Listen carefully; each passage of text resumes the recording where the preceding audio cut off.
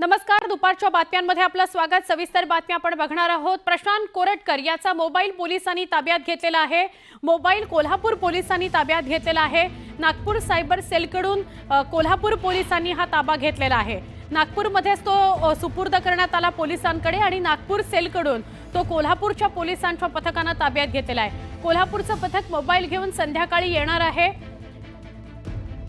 कोरटकरचा mobile पोलिसांकडे गेलेला आहे, तो कोल्हापूर पोलिसांनी ताब्यात घेतलाय। नागपूर सेलकडून कोल्हापूर पोलिसांनी ताब्यात घेतलेला आहे।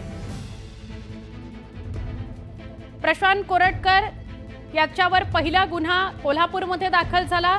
कोल्हापूरच्या कोर्टाने म्हटलं की तुझा मोबाईल तू नागपूरमध्ये जमा कर। नागपूर पोलीस म्हणाले की तो आम्ही ताब्यात घेणार नाही, पण नागपूर सेलकडून तो आता कोल्हापूर पोलिसांनी ताब्यात घेतलेला आहे। याच फोनवरून इंद्रजित सावंत यांना फोन गेलेला होता आणि त्यांना शिवीगाळ करण्यात आली। शिवाजी महाराजांविषयी अपमानकारक बोललं गेलं त्या फोनवरून आणि म्हणून तो फोन ताब्यात घेण्यात आलेला आहे।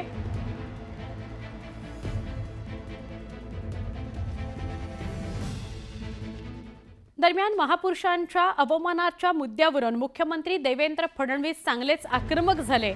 विधान परिषदेमध्ये सत्ताधारी आणि विरोधकांमध्ये याच मुद्द्यावरून खडाजंगी झाली। विधान परिषदेत बोलताना विरोधकांसह अंबादास दानवेंनी कोरटकरांचा मुद्दा लावून धरला आणि थेट मुख्यमंत्र्यांनी उत्तर दिलं।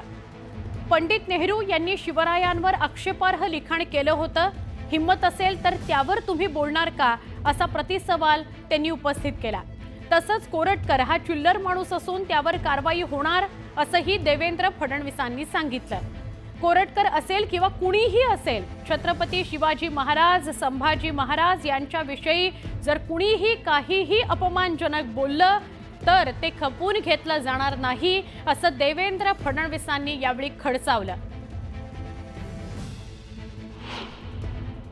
कोरटकर असो का कोणी असो, जो महाराजांचा, छत्रपती शिवाजी महाराजांचा आणि छत्रपती संभाजी महाराजांचा अपमान करेल, कोणी असो, त्याला सोडलं जाणार नाही, सोडलं जाणार नाही।